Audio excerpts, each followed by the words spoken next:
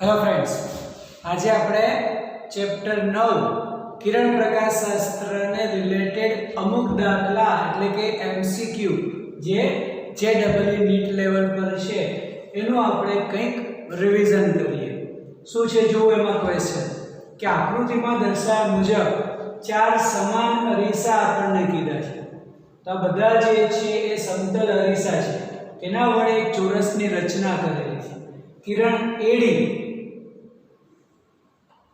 અરીસાના મધ્ય બિંદુ પરથી એટલે કે કિરણ જે છે એ એડી અરીસો જે છે એના મધ્ય બિંદુએથી શરૂઆત કરે છે અને બે વખત પરાવર્તન થયા બાદ ડી બિંદુ પર પહોંચે તો થીટાનું મૂલ્ય કેટલું થશે.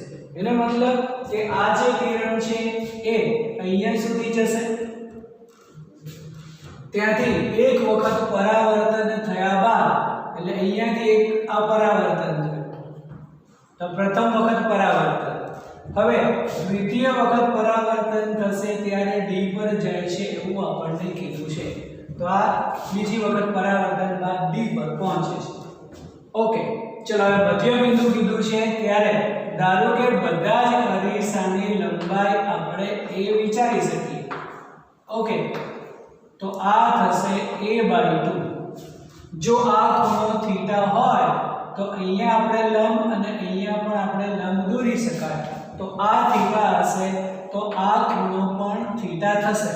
ઓકે, તો હવે અહીંયા આ લંબ સાથેનો ખૂણો છે, મતલબ અહીંયા પણ આ થીટા દોરી શકાય કેમ કે લંબ સાથેના આપાત કોણ પરાવર્તન કોણનું મૂલ્ય સમાન હોય.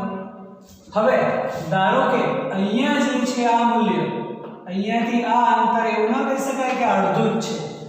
આ કોઈ પણ કિરણ જશે, બીજી વખત પરાવર્તન બાદ ડી બિંદુએ પહોંચે છે, પરંતુ એવું નહીં કીધું કે આ પણ મધ્ય બિંદુએ છે. અહીંયાથી મધ્ય બિંદુથી શરૂઆત થાય છે. તો ધારો કે આપણે આ જે છે આને x કહીએ અંતર, તો આ થશે a - x જેટલું અંતર. એ તો ક્લિયર જ છે. ઓકે, અને આ ખૂણો જો થીટા હોય તો અહીંયા પણ આપણે z બનાવી શકાય સમાંતર રેખા માટે. તો આ ખૂણો પણ થીટા થશે અને આ 90 હોય તો આ બંને ખૂણા પણ આ 90 - થીટા તો આ 90 - થીટા થશે, તો આ ખૂણો પણ થીટા થશે. અને જો આ ખૂણો થીટા હોય તો સામે આ પણ થીટા થશે. આટલા ખૂણા સમાન થાય. ક્લિયર? એનો મતલબ કે આ અને આ રેખા બંને સમાંતર હશે કેમ કે આની સાથે જો ખૂણા સમાન હોય તો આ બંને રેખાઓ કિરણો સમાંતર હોય. ચલો હવે અહીંયા આપણે આ અંતર જો y કહીએ તો આ અંતર a - y કહી શકાય કેમ કે અહીંયા x લઈએ તો અહીંયા y લઈ શકાય. આ પ્રમાણે આપણને એક આકૃતિ મળી શકે. ચલો તો હવે અહીંયા પહેલા આપણે આ ત્રિકોણ માટે વિચારીએ. એ ત્રિકોણનું આપણે નામ નહીં આપતા, પરંતુ આ પ્રથમ ત્રિકોણ માટે જો વિચારીએ તો જેમાં સામેની પાસેની બાજુ છે એટલા માટે tan θ સામેની બાજુ છેદમાં પાસેની બાજુ એટલે આ થશે 2x/a. સમીકરણ નંબર 1. ઓકે, ચલો હવે અહીંયા આપણે આ લંબ છે, અહીંયા આ લંબ છે, તો આ એક ત્રિકોણ વિચારીએ.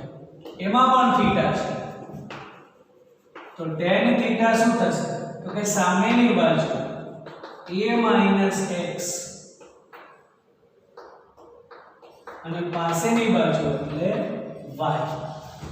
ઓકે, અને એક આ ત્રિકોણ વિચારીએ જેમાં પણ tan થીટા છે, સામેની બાજુ છેદમાં પાસેની બાજુ. ઓકે, આપણને આ ત્રણ કન્ડિશન મળશે. એક આ ત્રિકોણ, એક આ બીજો ત્રિકોણ અને એક આ ત્રીજો ત્રિકોણ. હવે પહેલા આપણે આ બંનેને સરખાવીએ 1 અને 2 કેમ કે થીટા સમાન છે, tan સમાન હોય તો શું કહીએ 1 અને 2 ને સરખાવતા.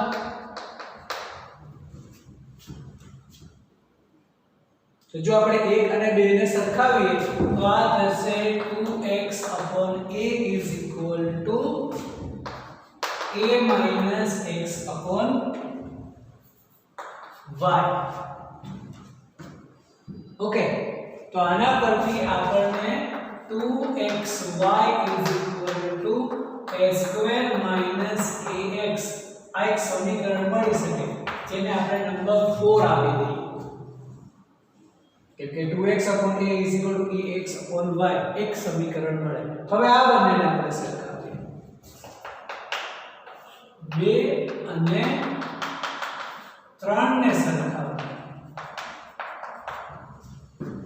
તો આ થશે a minus x upon y is equal to a upon a minus y.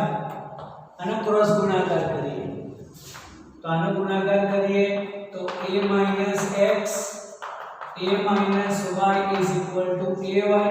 આ થશે a square minus ay minus ax plus xy is equal to ay.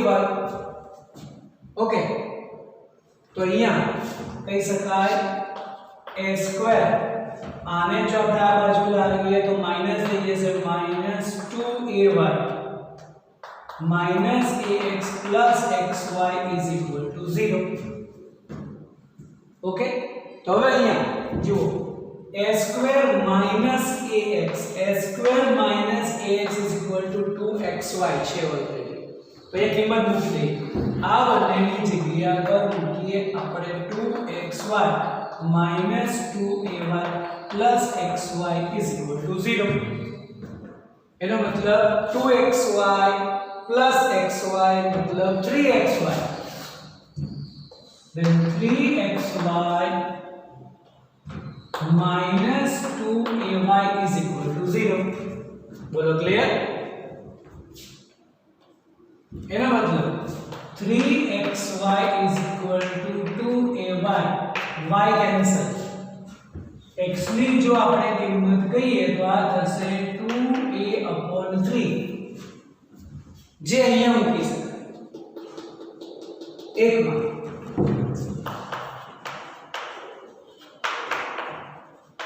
તો શું કહીએ આપણે tan theta is equal to 2 upon a છે અને આ થશે 2a/3 मतलब इट इज 4/3. तो tan थीटा આપણા માટે થયો 4/3 અથવા તો થીટા કહીએ તો tan ઇન્વર્સ 4/3.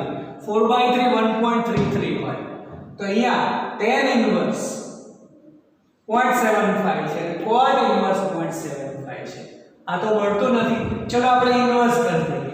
આનું જો ઇન્વર્સ કરીએ તો cot થીટા is 3/4 અને 3/4 હોય 0.75. હવે આન્સર મળશે કે cot theta is equal to 0.75, then theta is cot inverse 0.75.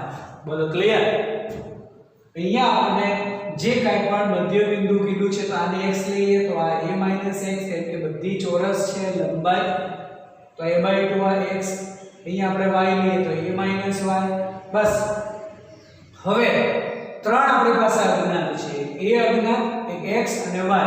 તો ત્રણ માટે ત્રણ સમીકરણ, ત્રણ ત્રિકોણ મળશે, એક આ ત્રિકોણ, એક આ ત્રિકોણ અને એક આ ત્રિકોણ લઈએ. દરેકમાં tan થીટા લઈએ અને પછી એનું સોલ્યુશન સરખાવીને કરીએ. તો 1 અને 2 સરખાવીએ, 2 અને 3 સરખાવીએ, આપણને કઈ કિંમત મળશે એના પરથી આપણને થીટાનું મૂલ્ય મળી શકે. બોલો ક્લિયર? લખી લો આ વસ્તુ, વિડિયો પોઝ કરો અને લખો. એટલે જુઓ નેક્સ્ટ શું કીધું છે, બી લંબાઈની રેખીય વસ્તુ અંતર્ગોળ અરીસાના મુખ્ય અક્ષ પર u જેટલા અંતરે મૂકેલ છે તો પ્રતિબિંબનું કદ એટલે કે સાઈઝ લગભગ કેટલી હશે? તો હવે અહીં આપણને સાઈઝ જોઈએ છે, મતલબ કદ જોઈએ છે.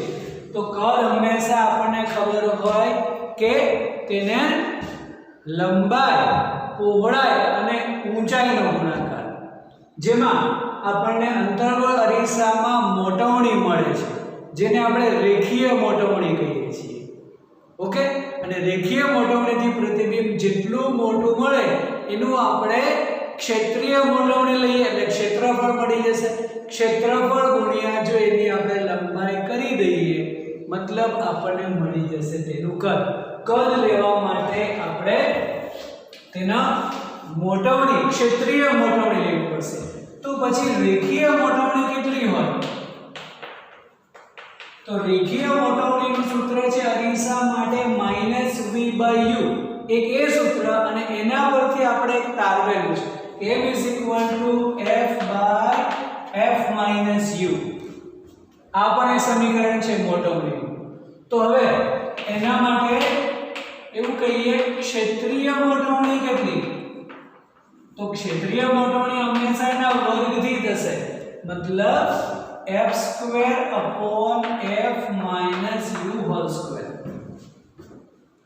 એનો મતલબ હવે અહીંયા જો વર્ગ છે અને બધામાં અહીંયા u - f છે તો વર્ગ હોય પ્લસ ઓર માઈનસ આગળ પાછળ લખી શકાય. એટલે આને u - f નો વર્ગ કરો. આ કદાચ ધન મૂલ્ય મળતું હશે તેનો વર્ગ પણ ધન થશે. આ કદાચ ઋણ મળશે પણ તેનો વર્ગ પણ ધન જ થશે. ઓકે, તો આ તે ક્ષેત્રીય મોટવણી. હવે જો આપણે એનું કદ અથવા તો સાઈઝ કહીએ તો શું થશે? એની મૂળ લંબાઈ b અને આનો ગુણાકાર એટલે કે f/u - f નો હોલ સ્ક્વેર થશે. હા થશે. ક્લિયર? કેમ કે અહીંયા 1/2 છે. 1/2 તો ચાલે નહીં એટલે આ બે ઓપ્શન નથી. આ બંનેમાંથી એક ચૂઝ કરવાનું જે આ થશે. ઓકે, ચલો નેક્સ્ટ. f1 કેન્દ્ર લંબાઈ ધરાવતો અંતર્ગોળ અરીસો અને f2 કેન્દ્ર લંબાઈ ધરાવતો બહિર્ગોળ લેન્સથી d અંતરે મૂકેલો છે. અનંત અંતરેથી આવતું પ્રકાશનું કિરણ લેન્સ અરીસાના સંયોજન પર આપાત થયા બાદ અનંત અંતરે પાછું ફરે તો d નું મૂલ્ય કેટલું હશે? અહીંયા d નું આપણે મૂલ્ય લેવાનું છે. d નું અંતર કેટલું હશે? ઓકે, તો હવે અહીંયા એવું કીધું છે કે f1 કેન્દ્ર લંબાઈ ધરાવતો અંતર્ગોળ અરીસો.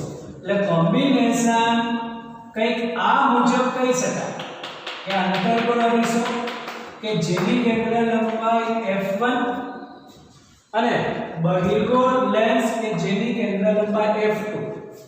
આ બંને વચ્ચેનું અંતર જે છે બસ એ જ d જોઈએ છે આપણે. ઓકે, તો અનંત અંતરેથી આવતું કિરણ, ચલો અહીંયા અનંત અંતરેથી જે કાંઈ પણ કિરણો આવતા હશે એ આ કોમ્બિનેશન પર આપાત થયા બાદ ફરી એ પાછા અનંત અંતરે મળવા જોઈએ. ચલો આની કેન્દ્ર લંબાઈ f2 છે તો એવું કહી શકાય કે આ બધા કિરણો જે છે એ અહીંયા મળશે. આ અંતર થશે f2. એ તો ફાઇનલ કે જ્યારે પણ આપણે કેન્દ્ર લંબાઈ આપેલી છે અને અનંત અંતરેથી આવતા કિરણો જે છે હંમેશા તેના મુખ્ય કેન્દ્ર પર કેન્દ્રિત થશે. એટલે આ અંતર તો f2 થયું. f2 એક અંતર ફાઇનલ થયું. હવે એવું નહીં કીધું કે અહીંયાથી જ પાછું પરાવર્તન છે. આ બંનેના સંયોજન મતલબ આનું પ્રતિબિંબ જે છે આના દ્વારા ક્યાં રચાશે તો એ પાછો અનંત અંતરે જશે. તો એવું કહી શકાય કે અહીંયાથી હવે આ જે વસ્તુ અરીસા માટે આ જો આભાસી વસ્તુ તરીકે લઈએ એટલે કે અનંત અંતરેથી આવતો કિરણ બહિર્ગોળ લેન્સ દ્વારા જ્યાં પ્રતિબિંબ રચે જે બીજા અરીસા માટે આભાસી વસ્તુ તરીકે વર્તે તો તેનું પ્રતિબિંબ આપણને જો ત્યાં જ મળે પાછું તો એ કિરણો જે છે એ જ માર્ગ પર પાછા ફરી શકે. મતલબ પ્રતિબિંબ અને વસ્તુ અંતર એક જ જગ્યાએ હોવા જોઈએ. તો અરીસા માટે વસ્તુ અને પ્રતિબિંબ એક જ સ્થાન પર હોય એવું સ્થાન કયું અરીસા માટે? એની વક્રતા ત્રિજ્યા જેટલું અંતર. બરાબર ને? એના વક્રતા કેન્દ્ર પર હોવો જોઈએ. મતલબ અહીંયાથી આ કિરણ આમ જશે, આ કિરણ આમ જશે અને ત્યાંથી પાછું જો એ સ્થાન પર આપણે વિચારીએ તો આ જે અંતર થવું જોઈએ તે એના વક્રતા ત્રિજ્યા મતલબ 2f1 જેટલું. તો પછી આ બંને વચ્ચેનું અંતર કેટલું થશે? f2 + 2f1. અહીંયા મૂલ્ય છે મતલબ આપણે ઋણ નિશાની લેવાની નથી. અહીંયા મિસ્ટેક ન થાય કેમ કે બંને વચ્ચેનું અંતર જોઈએ છે.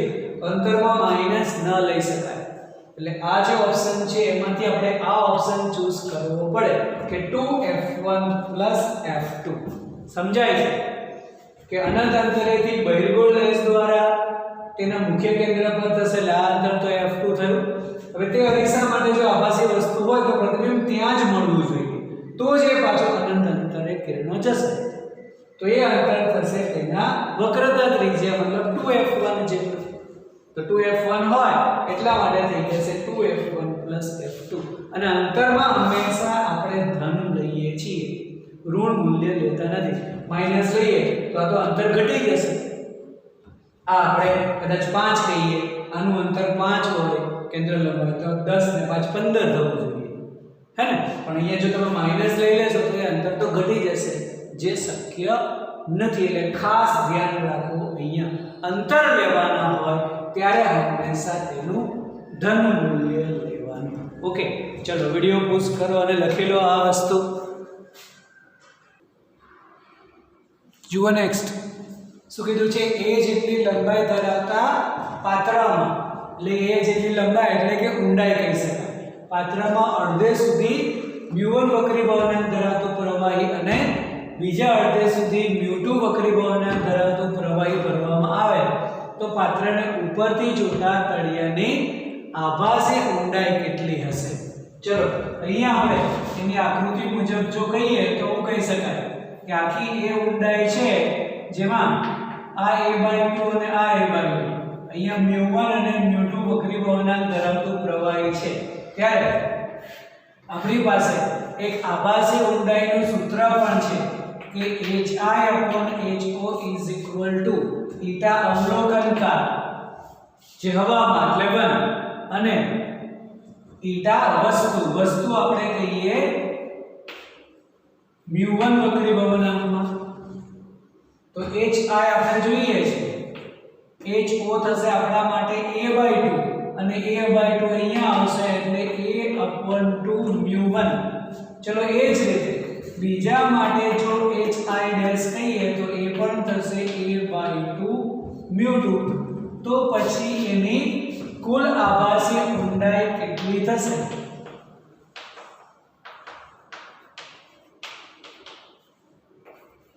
h કહીએ છીએ તો એ થશે hi plus hi dash.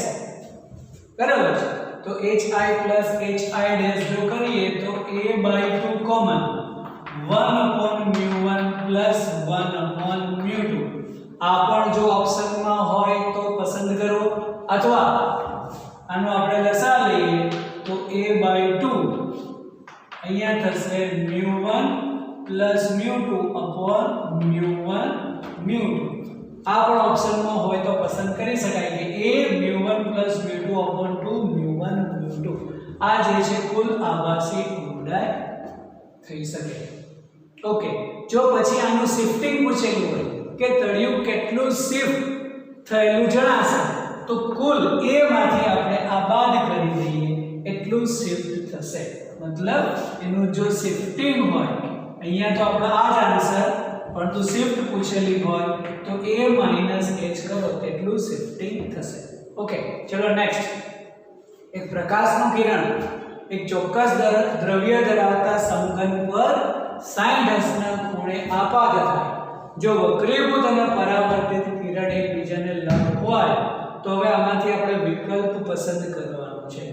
તો હવે આકૃતિ કઈ આવી થશે કે ધારો કે આ કોઈ પણ એક કાચનો સ્લેબ આપણે લઈ લઈએ, આ થશે તેનો લંબ, અને અહીંયા આપણે કહીએ કે સમઘન પર 60° ના ખૂણે આપાત થાય છે, એટલે આ ખૂણો થશે 60°. હવામાંથી છે આનો વક્રી ભવનાંક આપણે 1 લઈએ, અહીંયા આપણે વક્રી ભવનાંક આપેલો નથી એટલે ઈટા લઈએ.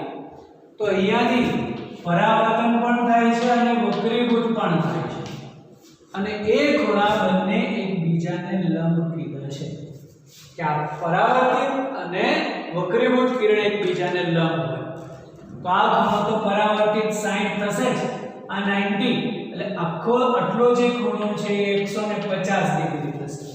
તો હવે r નું મૂલ્ય મળી શકે, આખો 180 હોય એમાંથી 150 બાદ કરીએ તો વક્રીભૂત કોણ 30 થયો. ચલો અહીંયા આ વક્રીભૂત કોણ 30 છે, પણ સાચો વિકલ્પ કીધો છે તો હવે દ્રવ્યનો વક્રીભવનાંક √3 છે કે નહીં, કેમ કે આ પણ ઓપ્શન છે. જુઓ b અને c બંને, એનો મતલબ આ સાચો હોય તો આ લઈ શકાય, અને જો આ વક્રીભવનાંક √3 ન મળે તો પછી ફક્ત b લઈ શકાય, કેમ કે અહીંયા આપણે કીધું છે b અને c બંને. અને વક્રીભૂત કોણ 45 તો છે ને, એટલે એક ઓપ્શન તો થયો આપણા માટે. હવે આ વિચારવું પડે. શું કામ વિચારવું પડશે? ચોથા ઓપ્શનમાં b અને c બંને આપેલું છે એટલા માટે. અહીંયા એવું કીધું ચોથામાં કે a અને b, તો પછી એ ના ચાલે, તો પછી આ જ લેવું પડશે. હવે વિચારીએ કે દ્રવ્યનો વક્રીભવનાંક છે કેટલો. તો હવે આપણે સ્નેલનો નિયમ લગાવી દઈએ. η1 sin is equal to η2 એટલે કે η, અને sin 60 કેટલું હોય √3/2, અને sin 30 નું મૂલ્ય 1/2. જો આ 1/2 કેન્સલ થયા, η તરીકે √3 મતલબ આ બી સાચું છે, એટલે આપણો ઓપ્શન થશે b અને c સાચું આ થશે. ખબર પડે છે? ત્રણ ઓપ્શન ના કહેવાય આમાં, કે આ બે પણ ના કહેવાય, આ એક જ, બંને સાચા છે. તો આ રીતના હોય ત્યારે ખાસ ધ્યાન રાખવું મિત્રો. મોટા ભાગના સ્ટુડન્ટ્સ જે છે એ r નું મૂલ્ય 30 મળશે એટલે લખીને આવી જશે, ખુશ થઈ જશે, હો આપણો આન્સર તો સાચો છે, 4 માર્ક્સ પાક્કા. પછી આન્સર કે આવે ત્યારે ખબર પડે કે એમાં તો b અને c આપેલા છે, અને એ તો d ઓપ્શન છે. અને પછી આપણે વિચારીએ કે વક્રીભવનાંક થાય છે કે નહીં, તો થાય જ છે. એટલા માટે ખાસ ધ્યાન રાખવું. આ ટાઈપના MCQ માં ખાસ ધ્યાન રાખવું કે જ્યારે આવા ઓપ્શન્સ આપેલા હોય ત્યારે બંનેના જવાબ લેવા પડશે. ઓકે, લખી લો. ચલો વિડિયો પોઝ કરો અને લખી લો. ચલો જુઓ નેક્સ્ટ શું કીધું છે. બે પારદર્શક માધ્યમો A અને B સમતલ રેખા દ્વારા જુદા પડે છે. પ્રકાશની ઝડપ માધ્યમ A માં 2 × 10⁸ મીટર પર સેકન્ડ અને B માધ્યમમાં 2.5 10⁸ મીટર પર સેકન્ડ છે. હવે જ્યારે કિરણ A માધ્યમમાંથી B માધ્યમમાં ગતિ કરે ત્યારે ક્રાંતિ કોણ કેટલો હશે? તો હવે અહીંયા પ્રકાશની ઝડપ આપણને A માધ્યમમાં આપેલી છે અને B માધ્યમમાં આપેલી છે. જેમાં B માધ્યમમાં વેગ વધારે છે, A માં ઓછો છે, મતલબ A ઘટ માધ્યમ કહી શકાય અને B જે છે પાતળું માધ્યમ કહી શકાય. એનો મતલબ કે જો આપણે આ A માધ્યમ અને B માધ્યમ કહીએ તો આ હંમેશા ઘટ હશે અને આ હંમેશા પાતળું હશે. કેમ કે B માધ્યમમાં વેગ વધારે છે તો પાતળા માધ્યમમાં વેગ વધારે. ચલો હવે અહીંયા જે કિરણ છે એ અહીંયાથી અહીંયા ગતિ કરે ત્યારે આપણે જોઈએ છે તેના ક્રાંતિ કોણનું મૂલ્ય. ઓકે, તો ક્રાંતિ કોણ માટે આપણે કહીએ છીએ હંમેશા કે sin c. જો આ sin આપણે વિચારીએ તો sin c = જો બીજું પાતળું માધ્યમ હવા તરીકે હોય તો આપણે કહીએ છીએ 1/η. પરંતુ જો આનો વક્રીભવનાંક આપણે ηb, નાનો વક્રીભવનાંક ηa જ લઈએ તો હવે હંમેશા છેદમાં ઘટ માધ્યમનો વક્રીભવનાંક હોય એટલે એવું કહી શકાય કે ηb/ηa. જો આ પાતળા માધ્યમ તરીકે હવા હોય તો અને તો જ 1/η એક માધ્યમ લઈ શકાય. બંને માધ્યમ જો જુદા જુદા હોય અને ક્રાંતિ કોણ કીધો હોય ત્યારે છેદમાં હંમેશા ઘટ માધ્યમ હોય, અંશમાં પાતળું માધ્યમ. હવે η = તો આપણે કહીએ છીએ કે c/v, મતલબ વક્રીભવનાંક વેગના વ્યસ્ત પ્રમાણમાં છે. એનો મતલબ અહીંયા જો આપણે કહેવું હોય તો આ va થશે અને આ vb થશે. ઓકે, તો va એ માધ્યમમાં વેગ કેટલો છે 2 × 10⁸ કેન્સલ અને નીચે 2.5. તો 2.5 મતલબ કહી શકાય 5/2 એટલે કે 4/5. તો ક્રાંતિ કોણ થશે sin 1 4/5. તો sin 1 4/5 આપણને ઓપ્શનની અંદર મળે છે. ઓકે, ચલો નેક્સ્ટ શું કીધું છે. પ્રકાશનું કિરણ માધ્યમ 1 થી માધ્યમ 4 સુધી પ્રસરે છે. એટલે કે 4 જુદા જુદા માધ્યમ છે જેના વક્રીભવનાંક પણ આપણને આપેલા છે. η0 છે. આપાત કોણ થીટા કેટલો હોવો જોઈએ કે જેથી માધ્યમ 4 માં પ્રવેશે ત્યારે તે સમાંતર બને. मतलब અહીંયા આપણે કહીએ કે આ માધ્યમ 1 આ માધ્યમ 2 ચલો હજી અહીંયા આપણે એક માધ્યમ લઈએ 3 અને અહીંયા હજી એક આપણે માધ્યમ લઈએ 4 આપણે 4 માધ્યમ કીધા છે ઓકે હવે અહીંયાથી પ્રકાશનું કિરણ જે છે આ માધ્યમમાંથી આ માધ્યમમાં પ્રવેશે છે જુઓ તો અહીંયા ક્રમશઃ વક્રીભવનાંક ઓછો થાય છે મતલબ ઘટ માધ્યમમાંથી પાતળા માધ્યમમાં પ્રવેશ આનો જેટલો વક્રીભવનાંક હશે એના કરતાં તો અડધો છે મતલબ ઘટમાંથી પાતળામાં જ્યારે પણ ઘટમાંથી પાતળામાં હોય ત્યારે લંબથી દૂર જશે એટલે આ જે કિરણ છે એ કદાચ આપણે વિચારીએ કે આમ જશે ઓકે અહીંયા આપણે આ માધ્યમ 3 તરીકે અને અહીંયા માધ્યમ 4 દર્શાવીએ તો અહીંયા એનો લંબ થશે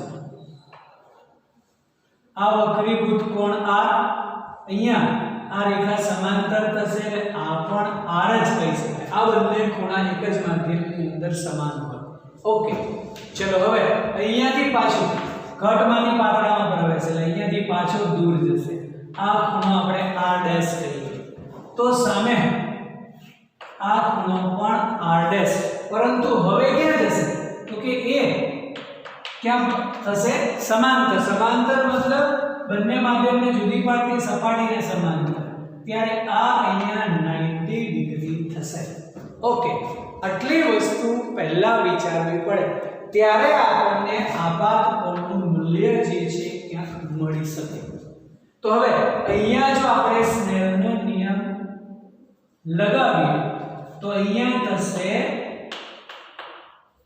જે કાં પણ માધ્યમ અહીંયા છે η0/6 અને અહીંયા છે η0/8 પરંતુ આપણે એવું કરીએ અત્યારે અને 1 2 3 અને 4 કહીએ વ્યાપક સ્વરૂપે ઓકે તો અહીંયા જો સ્નેલનો નિયમ આપણે લગાવીએ તો η3 sin r dash η4 sin 90 થશે કે નહીં sin 90 તો 1 ઓકે એટલે આ ફક્ત η4 હવે અહીંયા જો આપણે સ્નેલનો નિયમ લગાવીએ તો બીજું કયું સમીકરણ મળશે η2 sin r η3 sin r dash તો η3 sin r dash એનો મતલબ η2 sin r પણ η4 થશે અને અહીંયા જ પાછો આપણે સ્નેલનો નિયમ લગાવીએ મતલબ પ્રોપર આપણે જે જોઈએ છે તે η1 sin θ η2 sin r અને એ જ η2 sin r એટલે η1 sin θ1 મતલબ η1 sin θ η4 એનો મતલબ જુદા જુદા જો માધ્યમ આપેલા હોય આ બંને ખૂણા સમાન થશે આનો સ્નેલનો નિયમ અહીંયા સ્નેલનો નિયમ સરખાવો તો આ અને આ સમાન સ્નેલના નિયમ એનો મતલબ જ્યારે પણ ચાર માધ્યમ હોય તો પહેલા માધ્યમનો સ્નેલના નિયમ માટેનો છેલ્લો જે છે એ બંને સમાન થશે જુઓ અહીંયા કે પહેલા આપણે અહીંયા સરખાવીએ એ અહીંયા લઈએ એટલે r ડેશ પાછું આ સમાન થઈ જશે લે મૂલ્ય મૂકી શકાય એ આ જે છે સમાન બરાબર તો η1 sin θ η4 η1 એટલે કેટલું η0 છે sin θ η4 એટલે શું η0/8 તો બસ sin θ એટલે શું થયું 1/8 એનો મતલબ sin ઇન્વર્સ 1/8 આ જ આપણો આન્સર થશે તો જ્યારે જુદા જુદા માધ્યમ આપેલા હોય ત્યારે ડાયરેક્ટ કહી શકાય કે પહેલા માધ્યમ માટે η1 sin θ1 અને છેલ્લા માધ્યમનું η2 sin θ2 સમાન થઈ શકે બાકી જે છે સરખામણીથી સમાન જ થશે ઓકે ચલો લખી લો આ વિડિયો પોઝ કરો અને લખો ચલો જુઓ શું કીધું છે નેક્સ્ટ બિંદુવત ઉદ્ગમ સ્થાનમાંથી ઉદ્ભવતા કિરણો ગોળીય સપાટી પર આપાત થાય છે વક્રીભવનાંક 1.5 અને આ 20 સેન્ટીમીટર ગોળીય સપાટીથી 100 સેન્ટીમીટર અંતરે જો ઉદ્ગમ હોય તો પ્રતિબિંબ અંતર કેટલું થશે તો આ જે છે એ એક ગોળીય સપાટી દ્વારા વક્રીભવન કહી શકાય એના માટેનું આપણી પાસે સમીકરણ છે -η1/u + η2/v = η1/r અને અહીંયા વક્રી વળાંક જે છે એ બીજા માધ્યમ તરીકે η2 1.5 ત્યારે પાતળા માધ્યમ તરીકે 1 લઈ શકાય. તો અહીંયા જો બધી જ કિંમતો આપણે મૂકીએ તો -1 ઉદ્ગમ આપણને 100 સેન્ટીમીટર કીધું છે અને વસ્તુ અંતર હંમેશા ઋણ હોય પ્લસ 1.5/v η2 - η1 1.5 - 1 અને r આપણને આપેલો છે 20 સેન્ટીમીટર. તો આ બધી જ કેલ્ક્યુલેશન પરથી v મળશે કે નહીં એની કેલ્ક્યુલેશન જાતે કરવાની. ઓકે, તો v જે છે આ ચાર ઓપ્શનમાંથી કયું મળે છે એ જોવાનું. બરાબર છે, એની કેલ્ક્યુલેશન હવે જાતે કરો. ચલો નેક્સ્ટ. +5d ધરાવતા બે લેન્સને અમુક અંતરે મૂકેલા છે. જો તેનો સમતુલ્ય પાવર હંમેશા ઋણ મળતો હોય તો બંને લેન્સ વચ્ચેનું અંતર કેટલું હોય ને આ એક વ્યાપક સ્વરૂપે આપણને આપેલું છે. તો એના પાવર આપણને આપેલા છે +5d ધરાવતા બે લેન્સોને અમુક અંતરે મૂકેલા છે. ત્યારે તેના સમતુલ્ય પાવરનું આપણી પાસે સમીકરણ છે. તે સમતુલ્ય પાવર હોય હંમેશા P = P1 + P2 - dP1 P2 જે જેના પરથી મળે છે 1/f = 1/f1 + 1/f2 - d/f1 f2 થી મળે છે. ઓકે, તો હવે અહીંયા પાવર આપણને આપેલો છે 5d. એનો મતલબ કે P = 1/f. તો f = શું કહી શકાય 1/p. 1/p મતલબ શું થશે 1/5. 1/5 નું મૂલ્ય થશે 0.2 મીટર. 0.2 મીટર મતલબ 20 સેન્ટીમીટર એક એક લેન્સની કેન્દ્ર લંબાઈ થશે. ત્યારે હવે અહીંયા જો આપણે એવું લખીએ કે 1/f = પેલા આટલાનું આપણે થોડું વ્યાપક સોલ્યુશન કરી દઈએ. તો 1/20 + 1/20. ઓકે, તો 1/20 + 1/20 થઈ જશે 2/20 1/10 minus d/f1 f2 મતલબ 20 * 20 20 * 20 400 થશે. ચલો હવે કુલ જે આપણને કીધું છે કેટલો છે તો કે એ પણ ઋણ હોય મતલબ આનું મૂલ્ય <1. તો આનું મૂલ્ય પણ <1 કહી શકાય કે નહીં. સમતુલ્ય જો આપણને પાવર ઋણ કીધું હોય મતલબ અહીં સમતુલ્ય જે p છે એ <0.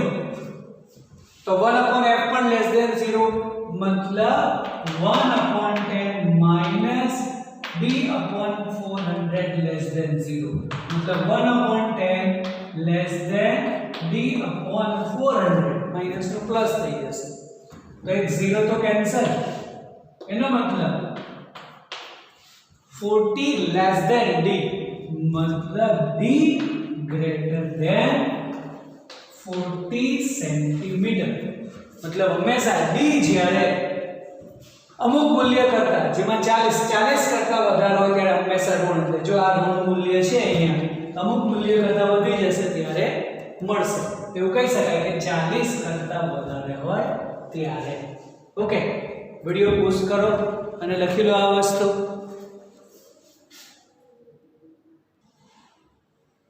ચલો નેક્સ્ટ શું કીધું છે બે પાતળા લેન્સને સંપર્કમાં રાખતા તેનો સમતુલ્ય પાવર +10 ડાયોપ્ટર મળે અને જો બંને લેન્સ વચ્ચેનું અંતર 0.25 મીટર કરીએ તો પાવર મળે છે એટલે કે +6 ડાયોપ્ટર. તો એ બંનેની કેન્દ્ર લંબાઈ કેટલી હશે? તો હવે અહીંયા સંપર્કમાં હોય આપણે એવું કહીએ કે લેન્સ જ્યારે સંપર્કમાં હોય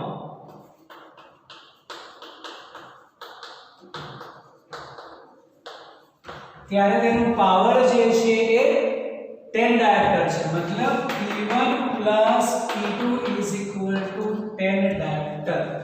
એનો મતલબ કે P1 એટલે 1/f1 + 1/f2 = 10 ડાયોપ્ટર છે.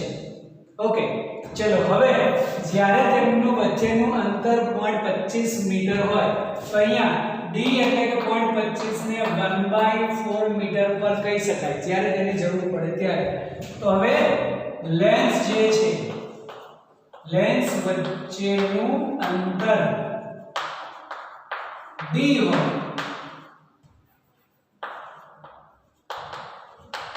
ત્યારે પાવર કેટલો? તો આપણે એવું કહીએ છીએ કે p1 plus p2 minus d p1 p2 એટલે કે પાવરનું મૂલ્ય તો 6 છે પણ આ કહી શકાય 1/f1 plus 1/f2 minus d upon f1 f2 okay અને આ જે છે 1/f1 પ્લસ 1/f2 તો 10 છે એનો મતલબ 6 is equal to 10 minus d upon f1 f2 okay તો હવે જો આને આપણે અહીંયા લાવીએ તો d upon f1 f2 plus કરીએ તો આ બાજુ જશે તો માઈનસ થઈ જશે એટલે કે 10 minus 6 એ 4 થઈ જશે અને અહીંયા બંને વચ્ચેનું અંતર કેટલું છે 1/4 છે એટલે કે આને આપણે 1/4 f1 f2 is equal to આ પણ 4 થશે એનો મતલબ કે 1/f1 f2 is equal to 16 clear ત્યારે હવે આ બંને પરથી આપણે એવો એક આન્સર લાવવો પડશે કે જેમાં આપણે મૂલ્ય લઈ શકાય તો અહીંયાથી કહી શકાય હવે કે f1 f2 upon f1 f2 is equal to 10 okay તો હવે અહીંયા જો 1 f1 f2 is equal to 16 છે એનો મતલબ f1 f2 is equal to 1/f1 f2 નો ઓપ્શન જે છે 16 છે તો અહીંયા આની જગ્યાએ આપણે 16 લખી શકાય is equal to 10 मतलब f1 f2 થઈ જશે 10/16 એનો મતલબ કેવું કહી શકાય કે એવા બે ઓપ્શન્સ આપણે એવા ચૂઝ કરવા પડશે કે જેમાં f1 f2 નો આન્સર 10 થઈ શકે અને 1/f1 1/f2 નો આન્સર 16 કેમ કે અહીંયા આપણે જ્યારે પણ એનો ગુણોત્તર લઈએ તો એવું કહી શકાય કે 1/f1 1/f2 f1 f2 તો આ જે ગુણોત્તર આપણને 10/16 મળે સમજાય છે એટલા માટે તો એવું કહી શકાય કે f1 f2 નો સરવાળો જે છે એ 10 થાય અને ગુણાકાર જે છે 16 થાય એવો ઓપ્શન આપણે લેવો પડે મતલબ f1 જે છે એ આપણે 8 અને f2 જે છે આપણે 2 લઈએ તો સરવાળો 10 થશે અને ગુણાકાર જે છે 16 થાય ત્યારે આ જે છે એ મેચ આપણને થઈ શકે સમજાય છે કે આપણને એનો સમતુલ્ય પાવર કીધો છે 10 અને 25 મીટર અંતરે રાખીએ ત્યારે આપણને મળે છે 6d હા જો આપણે એનો કેન્દ્ર લંબાઈથી સોલ્યુશન કરેલું છે કેન્દ્ર લંબાઈ કરતા જો આપણે ડાયરેક્ટ અહીંયા કહીએ તો પણ ચાલે જુઓ અહીંયાથી આપણે ડાયરેક્ટ જ કહીએ છીએ કે જેનો સરવાળો d છે અને અહીંયા જો આપણે ડાયરેક્ટ જ કહીએ હવે તો d p is equal to આનું મૂલ્ય કેટલું છે 6 અને આ છે એ 10 છે માઈનસ d p1 p2 બરાબર તો આપણે d p1 p2 જે છે એ લાવીએ તો આ 4 થઈ જશે એટલે કે p1 p2 is equal to 4/d d 1/4 છે એટલે 16 થયો કે નહીં જેનો સરવાળો 10 થવો જોઈએ અને ગુણાકાર 16 થવો જોઈએ એવો આપણે ઓપ્શન ચૂઝ કરવો પડે ઓકે તો એના માટે આપણે કહી શકાય કે p1 તરીકે 8 લઈએ ચલો અને p2 તરીકે 2 લઈએ ત્યારે બંનેનો જે સરવાળો છે 10 થશે અને ગુણાકાર 16 થાય સમજાય છે ઓકે તો હવે પાવર એટલે થશે f એટલે થશે 1/2 એટલે 1/8 એટલે 0.125 થઈ જશે અને f2 તરીકે 1/p2 is equal to 1/2 થશે 0.5 મીટર ક્લિયર આ સ્વરૂપે ડાયરેક્ટ કરવાનું કેન્દ્ર લંબાઈ કરતા ડાયરેક્ટ કરશો ઈઝી થઈ જશે પહેલી આગળ મેથડ કરી એના કરતાં આ વધારે યોગ્ય થશે કેમ કે ડાયરેક્ટ પાવર તો પાવર આપણને મળશે આ જ સ્વરૂપ આના સિવાય જેટલા પણ બીજા ઓપ્શન વિચારશો એ બધા જ ખોટા પડશે સરવાળો કદાચ 10 થશે પણ ગુણાકાર 16 બને એવું આ એક જ થશે ક્લિયર ચાલો તો આ પણ વિડિયો પોઝ કરી અને લખી લો